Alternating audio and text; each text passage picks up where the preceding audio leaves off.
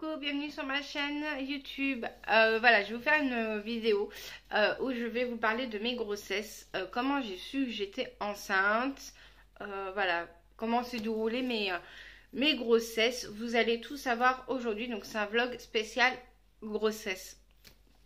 Donc moi quand j'ai connu mon mari, ça faisait pas très longtemps qu'on était ensemble, ça faisait même pas un mois qu'on était ensemble. Et voilà, moi j'avais pas envie d'avoir un enfant tout de suite. Lui, voilà, il avait vraiment un désir d'avoir un enfant. En sachant que lui, il avait une carrière qui était quand même assez compliquée vu qu'il était dans l'armée, dans la marine. Donc voilà, donc on s'est dit, bon, t'es dans la marine, on va prendre notre temps, puis je vais pas tomber enceinte tout de suite. C'était pas prévu, voilà, vu que j'étais sous pilule, donc je me suis dit, je vais pas tomber enceinte, il n'y a aucun risque. Manque de bol, bah non. Voilà, j'ai oublié une fois la pilule et bah, bébé est arrivé. Donc je vais vous dire comment j'ai su que j'étais enceinte. Et ben ce n'est pas moi qui l'a su que j'étais enceinte. C'est mon mari qui m'a dit, mais t'es pas enceinte toi, t'es sûre? Moi je dis non, parce que je suis pas enceinte. Et effectivement, j'étais bien enceinte. Et je n'avais aucun signe du tout, ni fatigue, ni nausée, ni rien du tout. J'étais en pleine forme complète. Et en fait, c'est un jour, on a fait un déménagement pour des amis. Et le soir, on a fait la crémaillère. Et en fait, mon chéri, justement, il en parlait avec son pote. Il était quoi, vers les coups des 17h.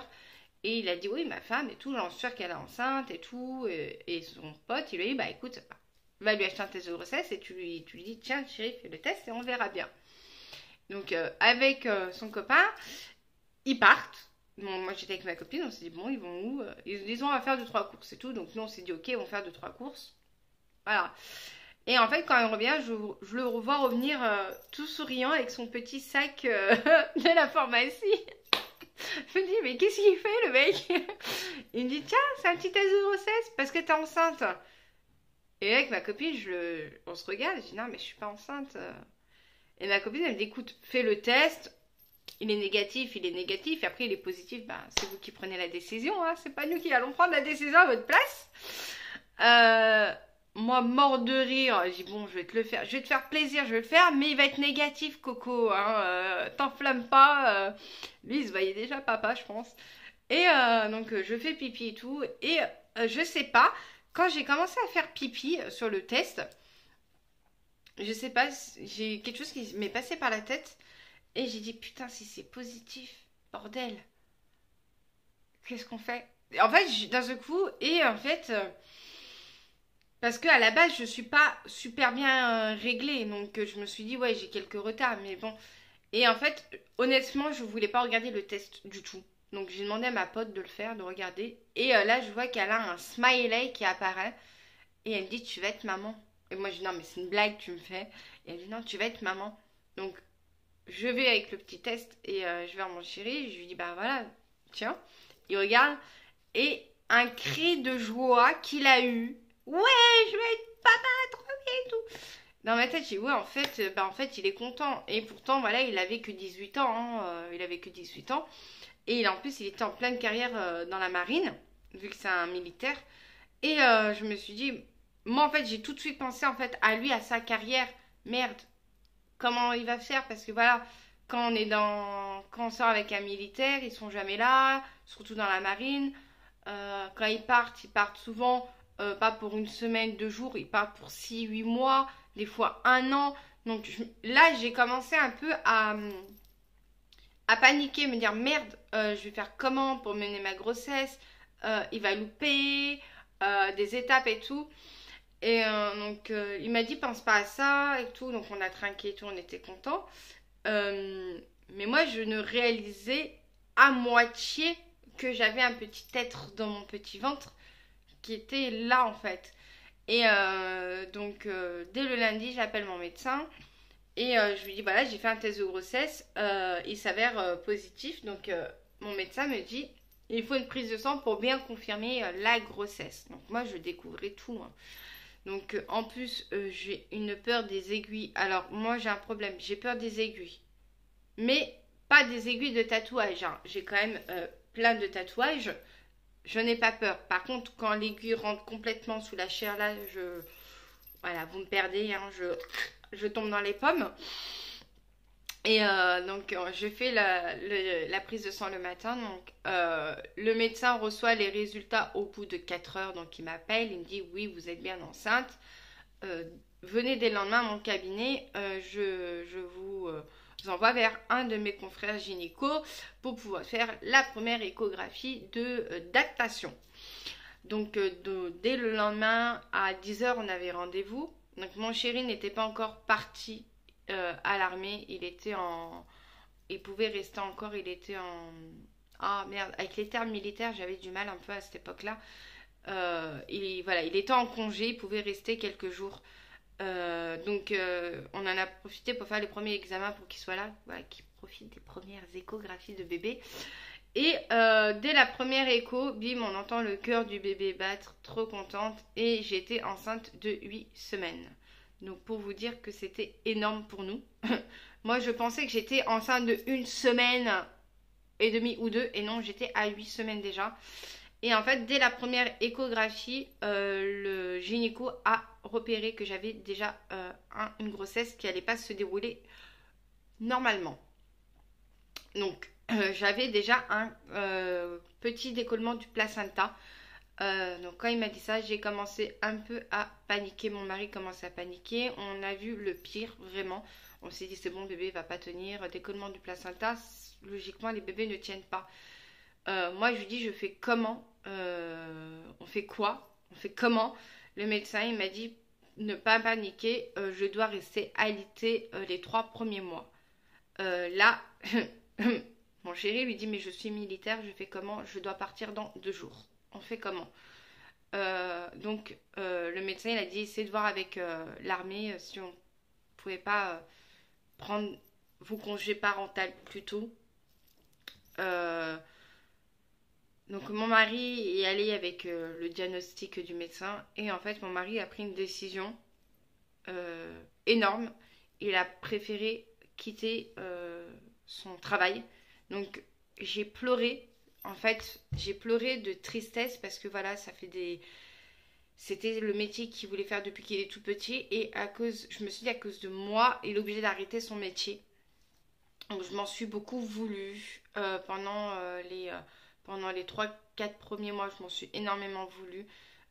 Lui, il ne m'en voulait pas du tout. Sa priorité, c'était moi et le bébé. Donc, il a rompu son contrat en bon terme avec l'armée. Voilà, c'était vraiment par rapport à ma grossesse. Donc, ils ont compris. Donc, ils ont accepté. Et c'est pas souvent que l'armée accepte qu'on arrête un contrat comme ça. Il faut le savoir. Normalement, tu es obligé d'aller jusqu'à la fin et de ne pas renouveler derrière. Mais là, voilà, c'était trop risqué pour moi. En plus, on habitait en étage. Voilà, c'était un peu compliqué. Donc les 3 premiers mois de ma grossesse, je vais rester alitée. Je n'avais pas trop de symptômes. J'ai dû vomir 2 ou 3 fois. Voilà, c'était pas vraiment les grosses nausées. Après, on a fait les échos. Donc, on voyait toujours le petit décollement du placenta. La 5e écho, on s'est dit, bon, en espérant que là, cette fois-ci, ils vont nous annoncer une bonne nouvelle. Donc on fait l'écho morphologique, donc c'était un gros bébé. À l'écho ils m'ont dit c'est un gros bébé. Donc je me suis dit à la naissance, Alvan tu vas morfler. Heureusement qu'il y avait la péridurale qui existait. Hein. Heureusement que j'ai demandé une péridurale. Je dis ma première contraction, tu me piques le dos docteur. Et là il me dit bah, j'ai une bonne nouvelle à vous annoncer. Votre placenta s'est recollé. Donc, je dis comment ça se fait. Il me dit ça peut arriver que le placenta se recolle. Donc là, je pouvais rebouger, mais pas faire le marathon. Hein. Je ne devais pas traverser tout Lyon, courir et tout. Donc j'étais trop contente. Et on a voulu savoir le sexe du bébé. Donc il nous a annoncé que c'était une petite fille. Donc on était trop contente. Donc mon mari il était extrêmement content parce que lui il voulait avoir une petite fille en premier. Donc voilà, on a eu une petite fille et on avait un prénom que tous les deux on avait adoré, c'était le prénom Léa. Donc on avait dit on allait l'appeler Léa. Donc et là on a commencé vraiment à acheter les affaires de bébé parce que avant on n'achetait rien du tout, on n'a même pas voulu le dire tout de suite à tout le monde. On l'a dit juste à nos amis et à nos familles. Voilà, mais nos autres amis n'étaient pas au courant. On l'a annoncé vraiment au 5e mois parce qu'on avait trop peur de vraiment... Voilà, on voulait attendre le feu vert du médecin qui nous dise il n'y a plus de risque, vous pouvez l'annoncer facilement. Donc voilà, après quand on l'a annoncé, donc les gens étaient choqués. Évidemment, mais ça fait pas longtemps que vous êtes ensemble, t'es déjà enceinte et tout. Et après on a dit bon bah écoutez, c'est comme ça, on oublie pilule, ça peut arriver. Et puis la nature, si elle a décidé que c'était maintenant, on sait que ça devait être le moment aussi, parce que moi je laisse aussi beaucoup la nature faire son travail, évidemment. L'accouchement, ça a été long. Long parce que ma fille devait naître le 24-25 décembre. Et donc le 24-25 décembre, on va en maternité. Là, il me dit, vous êtes que à un doigt. Donc, le travail n'a pas encore commencé.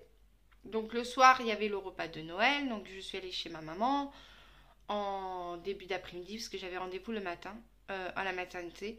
Et comment vous dire que dans l'après-midi, on va faire les derniers achats avec ma maman. Des grosses contractions, mais c'était limite que ça me bloquait la respiration. J'avais l'impression qu'on m'écrasait la cage thoracique. J'avais ma maman qui était à côté de moi et qui me disait pense à ton troisième œil. Parce que ma maman elle est très yoga, très peace and love.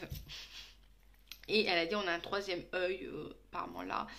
Notre troisième chakra qu'on doit ouvrir, machin et tout. Et à ce moment-là, je lui ai dit ton troisième œil, je m'en tape, j'ai mal. J'avais des contractions, mais c'était horrible. Et ma maman m'a dit bah tu vas accoucher aujourd'hui. Et moi dans ma tête je dis non, je sens que ça va pas être le moment, c'est pas aujourd'hui. Je le sentais au fond de moi, je savais. Mais voilà, donc le 26 je retourne à la maternité parce qu'évidemment je vais faire des monitorings pour vérifier que la petite pupus, son cœur aille bien et vérifier le dilatement de mon col. Et là il m'annonce que 1,5. D'accord. On rentre à la maison. Pardon. On rentre à la maison. Je suis complètement dépitée, fatiguée. Mon mari est au bout de sa vie parce qu'il se voyait déjà avec la petite dans les bras. Comment vous dire que moi j'en avais marre. J'étais fatiguée, je me sentais lourde. En sachant que j'avais pris 30 kilos pour ma grossesse. C'est énorme. À la base, je faisais que 56 kilos. J'ai pris 30 kilos. J'étais bibendum, j'étais une boule. Vous me poussez, je roulais complètement. Hein. Parce qu'on me disait, quand t'es enceinte, il faut manger pour deux. Ok, super. Donc moi, je mangeais vraiment pour deux. Hein. Alors que j'ai su qu'en fait, non. C'est une expression. Quand on est enceinte, on dit manger pour deux. Mais non, en fait, ça sert à rien. Manger normalement. Voilà, c'est juste qu'il faut mettre un tout petit peu plus de quantité. Mais ça sert à rien de se prendre 2, 3, 4 assiettes. Ça sert vraiment à rien pendant une grossesse. Surtout qu'après... faut perdre les poids derrière et je peux vous dire que ça a été la merde pour que je perde mon poids derrière. Donc le 27 on retourne à la maternité. Il m'ausculte, monitoring, tout va bien. Il me re-ausculte en bas, toujours 1,5. En fait, voilà, mon col n'a pas bougé. Donc là, je dis au médecin, trouvez-moi une solution parce que moi je n'en peux plus, je suis fatiguée, je ne vais pas m'amuser à faire des va-et-vient. Hein. Ils m'ont dit, bah, si d'ici le 30, vous n'avez pas accouché, on vous déclenchera l'accouchement. J'ai dit, cocotte, tu vas sortir plus vite que tu crois. J'ai marché pendant 3 heures parce que j'habitais en TCL. En 15-20 minutes, on était à la maternité.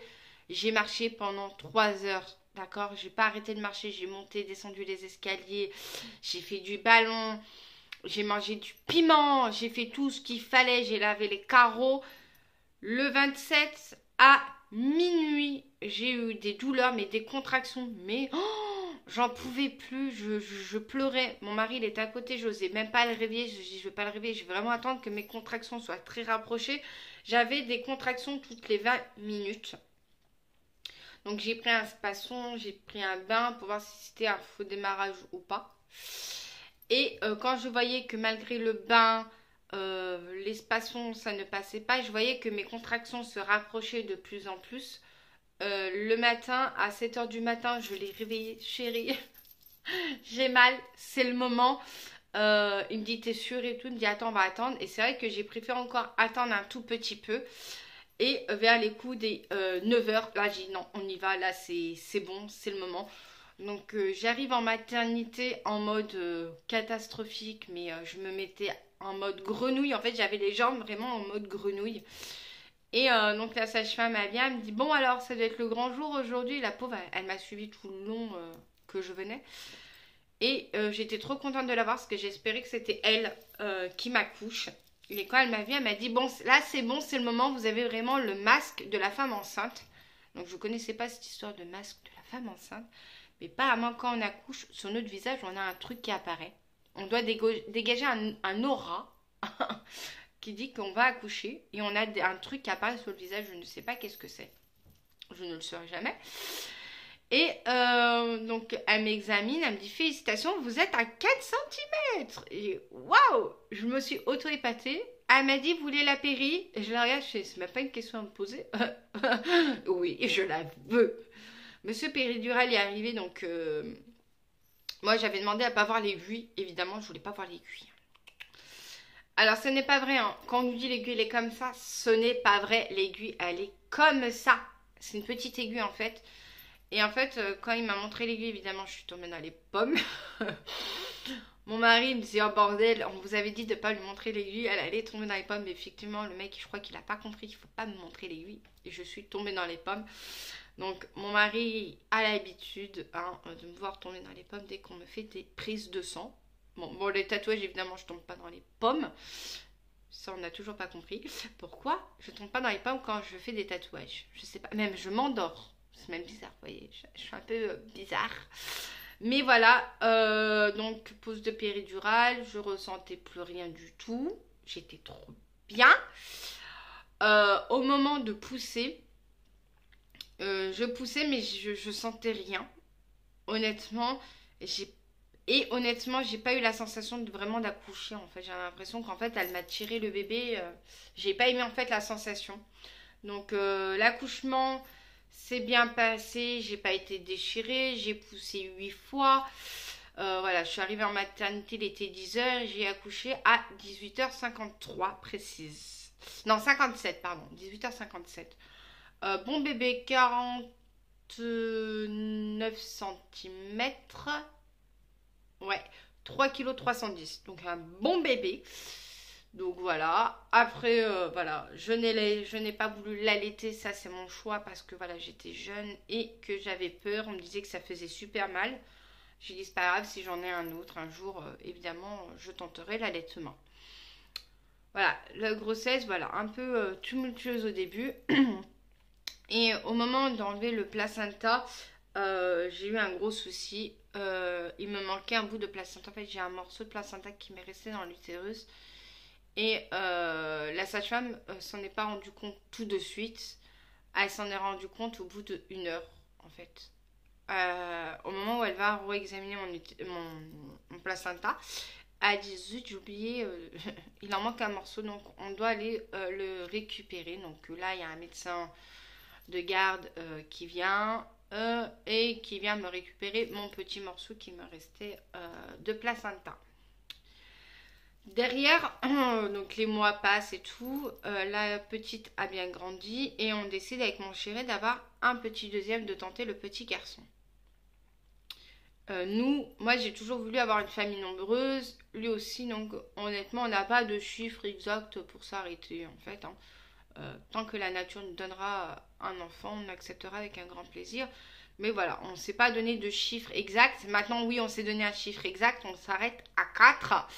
Voilà, 4 ou 5. Voilà, mais on n'ira pas au-delà de 4 ou 5, ça c'est sûr. Et donc le deuxième, on n'arrivait pas à tomber, j'arrivais pas à tomber enceinte du tout. Ça a été une catastrophe. Dès que je tombais enceinte, je faisais des fausses couches à répétition. J'étais fatiguée, j'étais déprimée, je comprenais pas pourquoi la première je suis tombée très rapidement enceinte et pourquoi là le deuxième ça prenait mais ça tombait ou ça prenait pas du tout. Donc j'ai pas compris qu'est-ce qui se passait et en fait on m'a dit que à cause de l'oubli qu'elle avait fait, ça avait fait une petite infection et c'était pour ça que j'avais du mal à retomber enceinte. Et maintenant, on sait réellement pourquoi je n'arrive pas à tomber enceinte maintenant aussi facilement. Vous allez comprendre à la suite de la vidéo. Donc voilà, beaucoup de fausses couches. Après, bon, bébé s'est installé. Je ne l'ai pas annoncé à ma famille avant mon 6e mois. Parce que voilà, vu j'ai fait beaucoup de fausses couches et que le début de grossesse était catastrophique, complet. J'avais pas du tout de fer dans le sang, donc je devais me trimballer avec des poches de fer. J'avais un infirmier, une sage-femme à domicile. Grossesse vraiment catastrophique. Arrivé à 6 mois et demi de grossesse, j'ai la poche des os qui s'est fissurée. On était en plein repas et là je sens que ça coule. Là, paniquée, je regarde mon mari, il y avait ma fille qui était dans sa chaise haute. Je regarde mon mari, juste à mon regard, il a compris qu'il y avait un truc qui n'allait pas. Il a pris la petite, il l'a mis dans son parc à jouets dans sa chambre. Il lui a dit, papa revient, il va aller voir maman quelques secondes. Il m'a emmené dans le salon. Il m'a allongé dans le canapé. Il m'a dit, reste là, respire. Et puis, en fait, il voyait que ça coulait, que ça coulait, ça coulait. Donc, il a appelé son papa pour qu'il vienne récupérer Léa. Et il lui a dit, écoute, Alban est en train de perdre les os. Et là, son papa a tout paniqué, mais elle a qu'à 6 mois et demi de grossesse. C'est trop tôt pour le bébé et tout. Donc, il lui a dit, viens vite récupérer Léa, s'il te plaît. Donc, mon beau-père est arrivé, mais aussi vite qu'il a pu. On habitait loin de lui. En voiture, il fallait bien 1 heure à peu près de trajet et il est arrivé en 20 minutes. Il a fait vraiment très vite parce que je devais partir en urgence à la maternité. Et il voulait m'emmener en maternité, mon mari et moi on a dit non, on préfère appeler le SAMU pour qu'ils viennent. Au moins si j'accouche plus vite que prévu, le SAMU est là, ils sauront quoi faire et tout. Donc mon beau-père a emmené ma petite puce, donc elle est venue me voir, elle m'a demandé qu'est-ce qui se passait parce qu'elle voyait qu'il y avait un truc qui clochait. Hein. Je t'inquiète pas, maman, apparemment ta petite sœur a décidé de venir un peu plus vite. Et oui, c'était une petite fille. A décidé de venir plus vite que prévu. Donc maman va aller à l'hôpital, on va vérifier et puis t'inquiète pas et tout. Donc elle a été rassurée, elle est partie. Donc le SAMU arrive et là le monsieur du SAMU, je sais pas où il a appris son métier, il m'ausculte, il me dit je vois la tête, vous êtes en train d'accoucher. Là je commence à pleurer et je dis non non non, mon mari qui me tient la main, qui me dit t'inquiète pas et tout, on va aller à la maternité.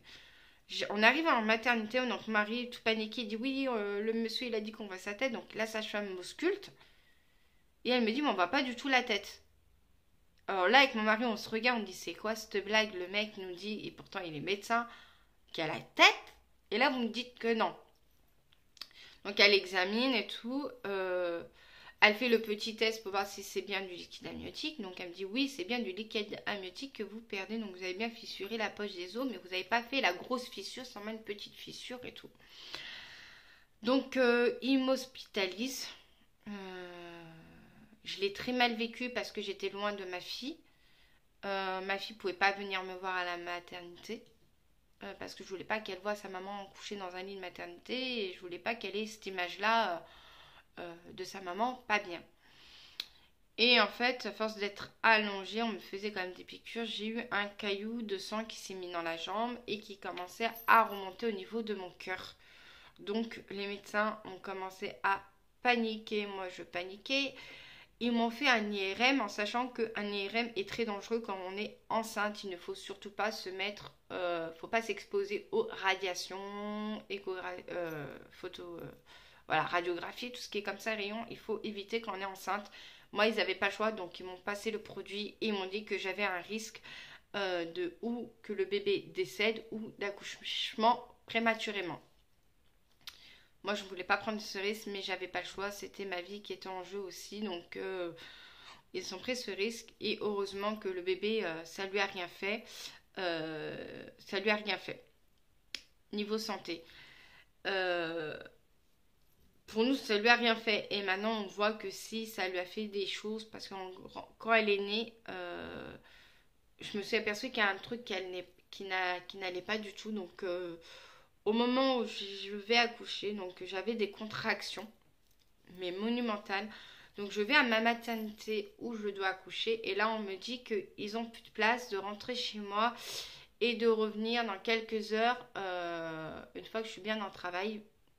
Donc, je n'ai pas compris. Je rentre chez moi. Là, je commence à voir que j'ai mal. Je commence à perdre du sang.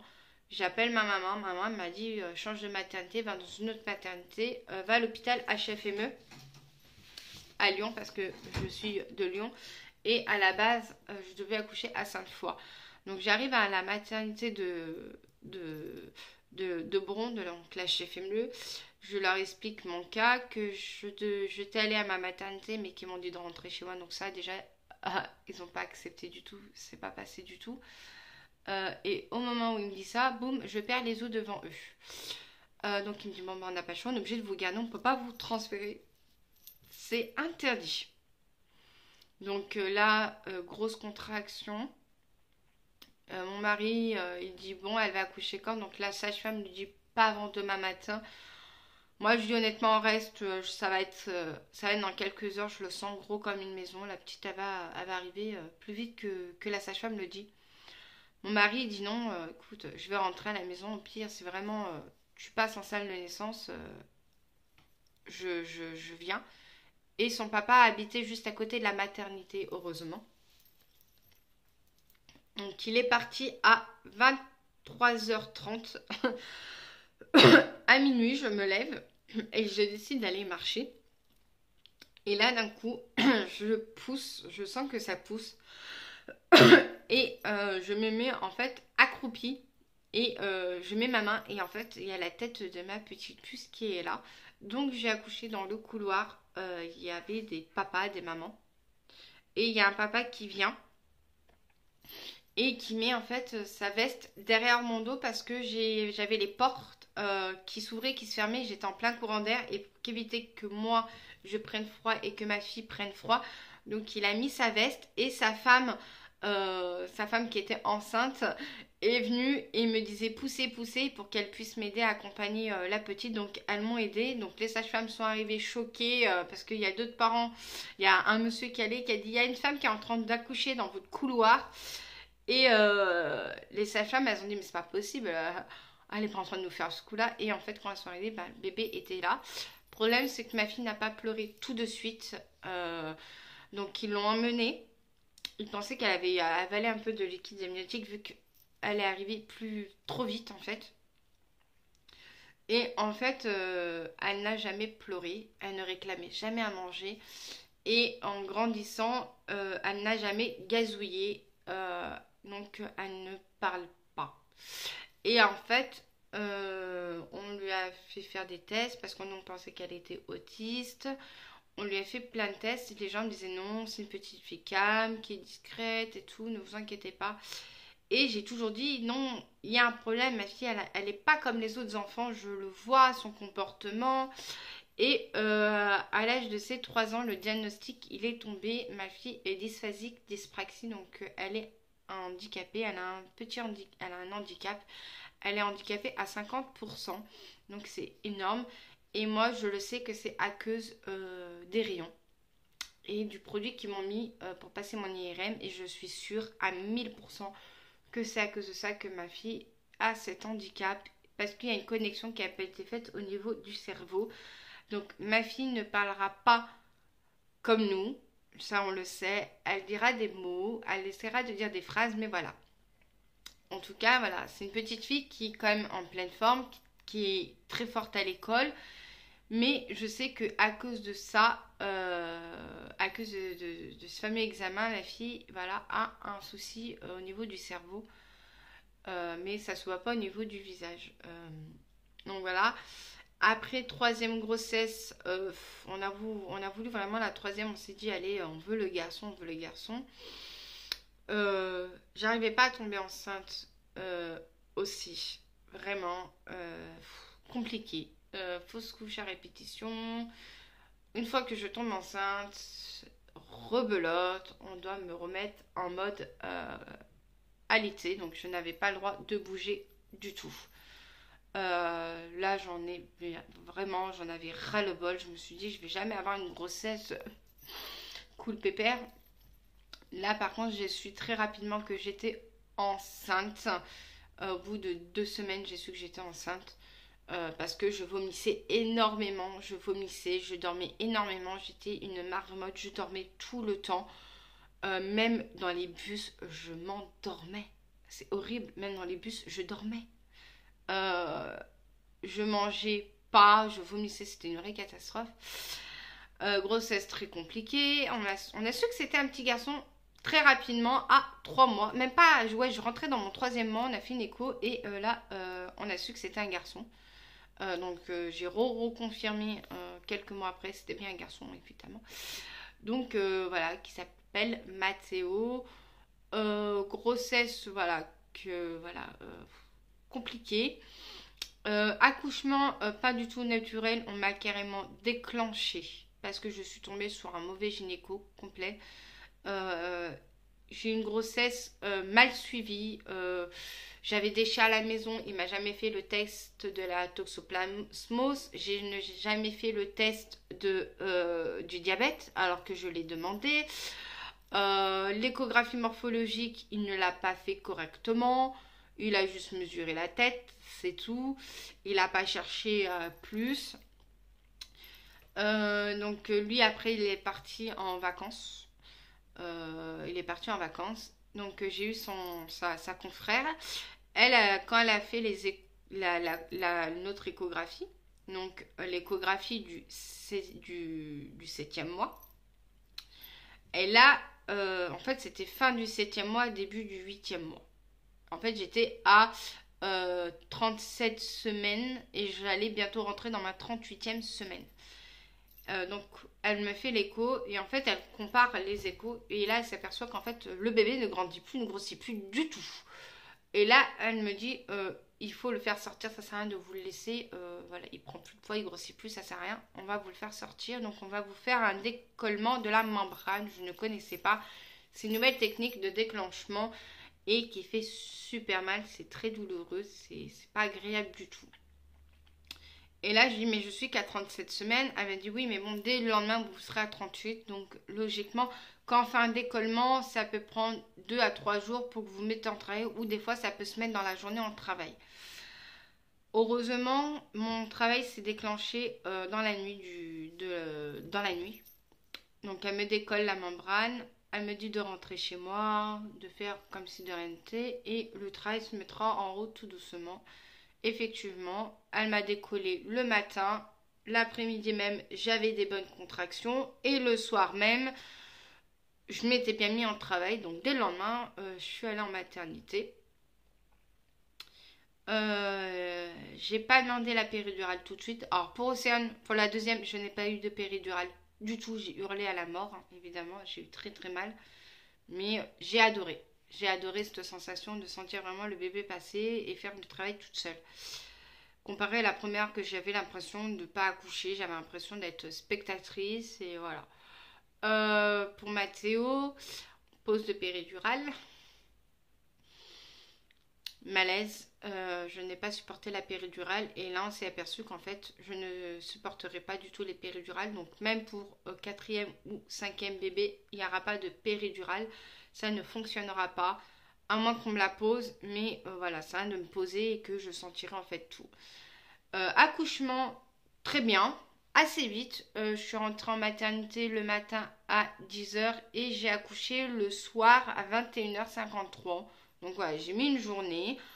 Accouchement super.